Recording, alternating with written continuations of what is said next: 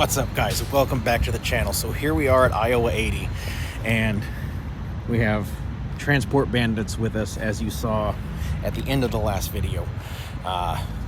They're running down to California. We're going to run, the plan is to run 80 together, and then at Salt Lake I'm going to go south and they'll continue on west. We'll kind of see how it goes. We're only a few hours into this trip. So far so good. Here at wonderful Iowa 80, like I said, doing our 30-minute break. Maybe we'll have time to head over there this time. Remember last time I was here, I missed that. So we'll see how that goes. And we're going to go in, grab some lunch, and I'll catch you guys later down the road.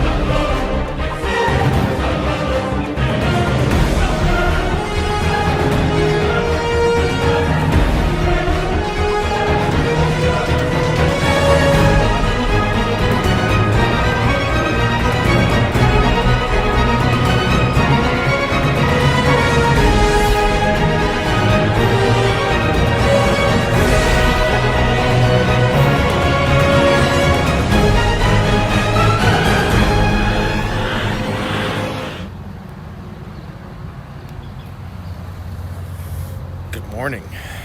So here we are once again in Avoca, Iowa. Feels like I was just here a couple days ago with Mac. Whole lot of nothing happened yesterday. Nice peaceful drive, no weather. We only went 8.5, 9 hours for the day, and just had a nice easy day. There's not a whole lot west of here as far as a good truck stop, especially considering I've got this 43-footer. I'm trying to make sure we found room for two trucks. We just called it. Gonna get a little bit earlier start today than we did yesterday, and we'll see where we can get. My goal is to drop this on Monday. We'll see if that happens. If not, I'll get there Monday, but it'll be after they close, and I'll just drop it first thing Tuesday morning. Whatever. Now remember, I talked about this last video before, where I don't ever really know what this video is going to be about.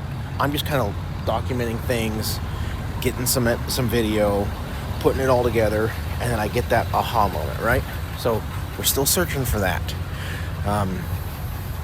Anyway, obviously we're still running with the transport bandits, and I'm having a blast. I tell you, we set up for probably 3 hours last night, just talking, and I can honestly say genuinely good people. I mentioned it real briefly in the last video. These guys are showing you a side of the industry that I had never even thought to put into anything in my channel. Hey, here's what it's like, your day-to-day life. Here's what you go through.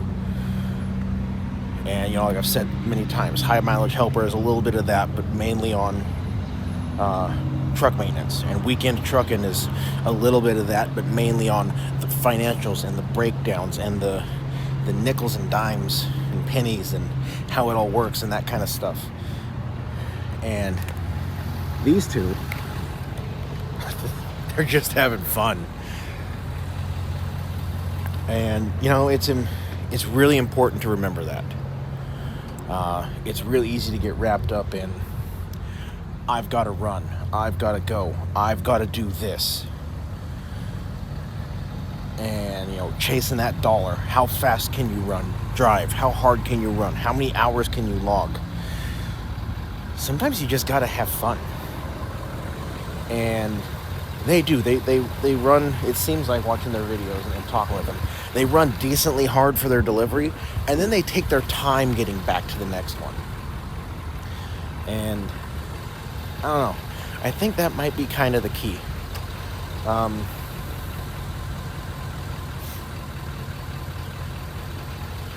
Maybe not the key, but something to keep in mind for sure. I mean, it's nice to go out there and chase that money and watch your bank account grow, but I can guarantee you, you're running yourself ragged. So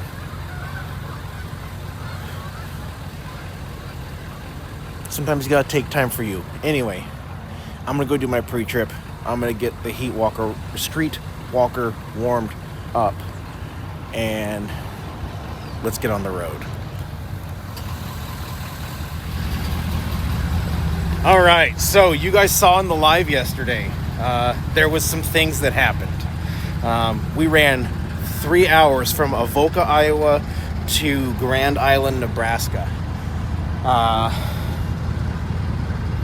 Well, like I said, there was some things that happened. So, if you remember, I've talked about a few times, back when I very first started, I had an issue where the tailgate decided it was going to open itself. So I bolted a chain to the tailgate. I bolted this chain to the tailgate. And, well,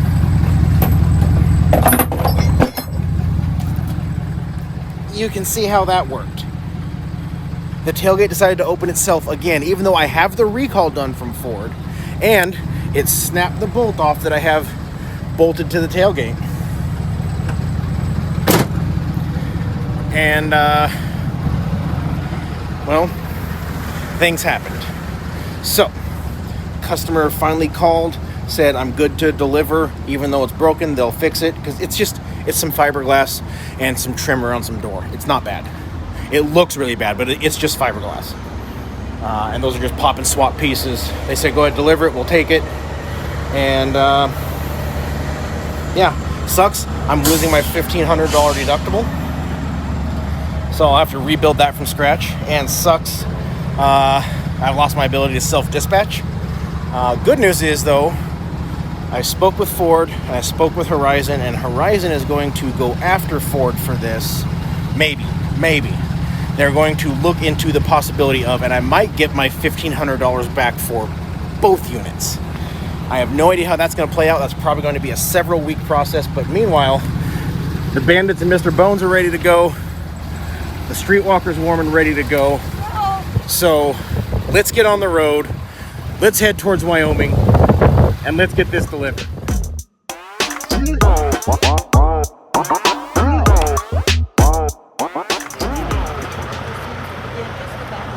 All right, there's the Bandits doing another clip of their video.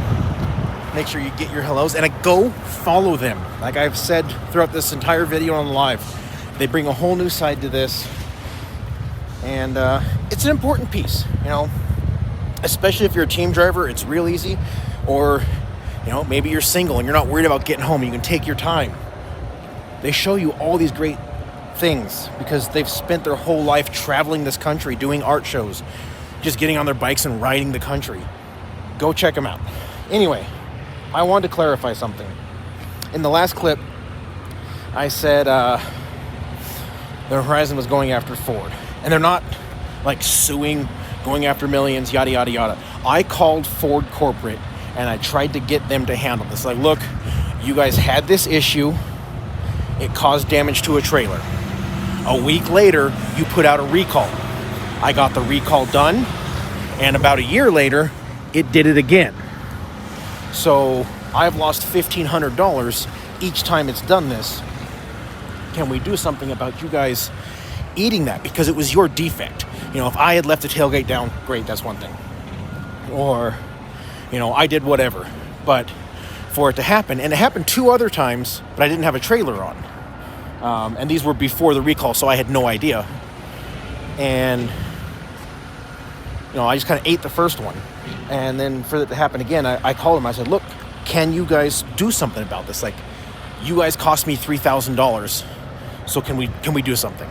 And their response was, the agency or corporation who is making the payout for these repairs is who has to call us to get that money back. I said, so instead of just dealing with me, you want to deal with a corporation, you want to deal with attorneys. Yes. Okay. So I called Horizon, and that's that. So no, it's not them trying to go after Ford, bankrupt Ford, or millions of dollars. And they're just trying to get my $3,000 back. Anyway, found a ratchet strap I had in one of my toolboxes, and just to make sure it doesn't happen again, I have a permanent solution for this.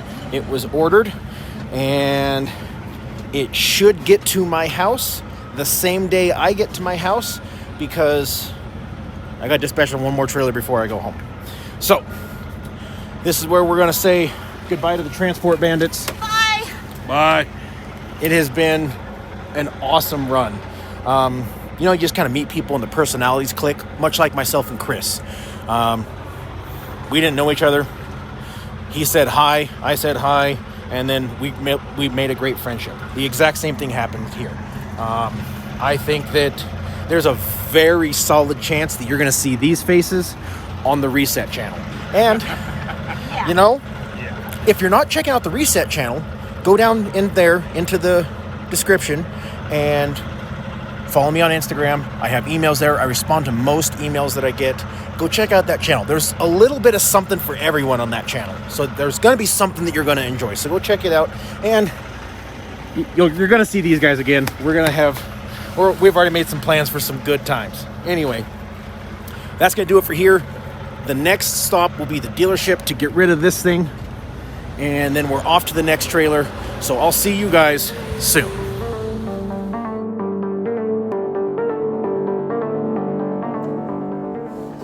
All right, guys. So I kind of wanted to touch on a few things. Yes, I did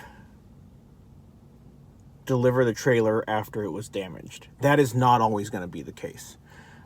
That's why we sat in Grand Island all day Sunday. We still had a little over 8 hours left on our drive clock, and the bandits decided that they wanted to stay and wait with me, so they did. But we had to wait until the dealer opened on Monday so that Horizon could make contact, show them the pictures of the damage, and that they could make the determination as to whether or not they wanted to accept the unit. I have heard of drivers get turned back. Now, what happens if you get turned back is you have to take that unit back to the manufacturer. In my case, it would have been Indiana. If you guys remember, long time ago, it was almost a year ago, I think, I had a unit get rejected. It wasn't driver damage, but there was damage. So I wasn't at fault, but it was a damaged unit, and I had to take it all the way back to Oregon from Denver. I think I was in Denver. I'm pretty sure I was in Denver. But because that wasn't driver damage, I did get paid for that, a very reduced rate. I think it was like 65 cents a mile, but I did get paid to take it back. Had they rejected that unit, I would have had to take it from Grand Island back to Goshen on my dime. I would not get paid for the miles that I had covered.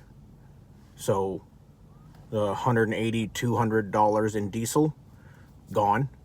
And then to take it back, and so another $180, $200 in diesel, gone. That is a risk that you run getting into this job. If you damage a unit, that could happen to you. I got very lucky. Like I said, it was just a couple aluminum trim rings and some pieces of fiberglass, and the dealer decided to go ahead and accept it. That is entirely up to the dealer. I don't care what company you're driving for. The dealer makes that determination. If the dealer says, nope, we're not touching it, all right, sucks to be you. You got to turn around and go back on your dime. Or I suppose you could reject that and you would probably get de-leased. I don't know that to be the truth. I don't know that to be the case, but that would be my assumption. I know that if it was my company and that happened, I would de-lease that driver. So I got very lucky that things turned out the way they did. And something to keep in mind, I really wanted to do this outside, but I wanted to get this video up for you guys today, and the wind is blowing like crazy. So here we are. That issue that I mentioned with the Ford, that is only on the push button tailgates. If you have a manual pull handle, you're fine. It was something they issued a recall on. And again, it's only the push buttons.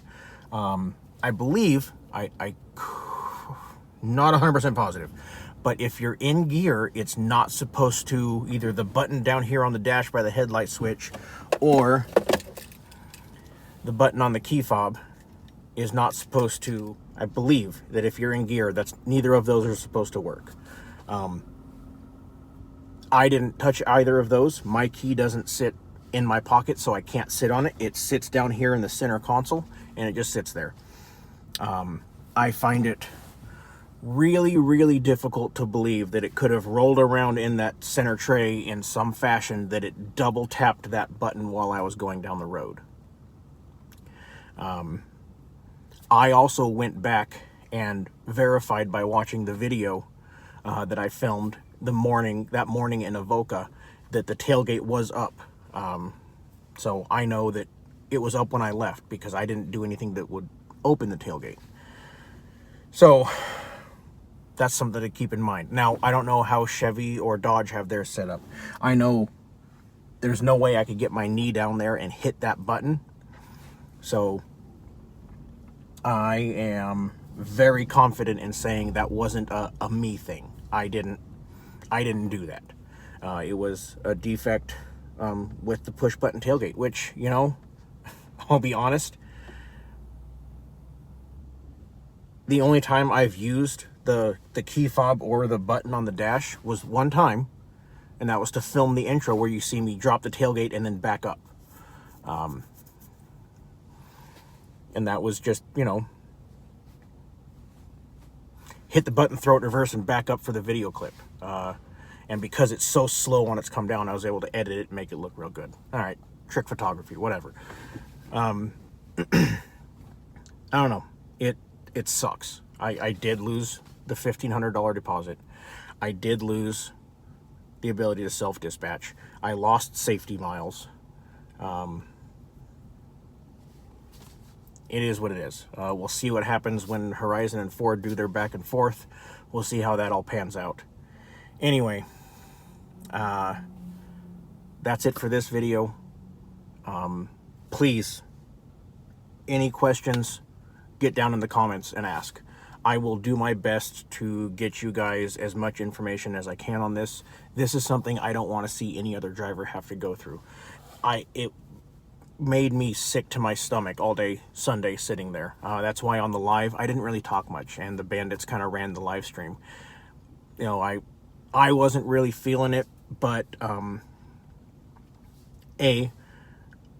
wanted you guys to have that interaction with them, and B, I had no idea what was going to happen, how long it would be before I could get a video uploaded to you guys, so I wanted to go ahead and do that just because. So, there you go. I will do everything I can to get you guys as much information for the questions you asked. I have covered everything that I thought might be pertinent in this, so I hope it helps. Again, it sucks. It really sucks. But we're off to the next one. That's going to do it for this video. As always, those of you out on the roads, I wish you fair winds and following seas. Take care and have a great day.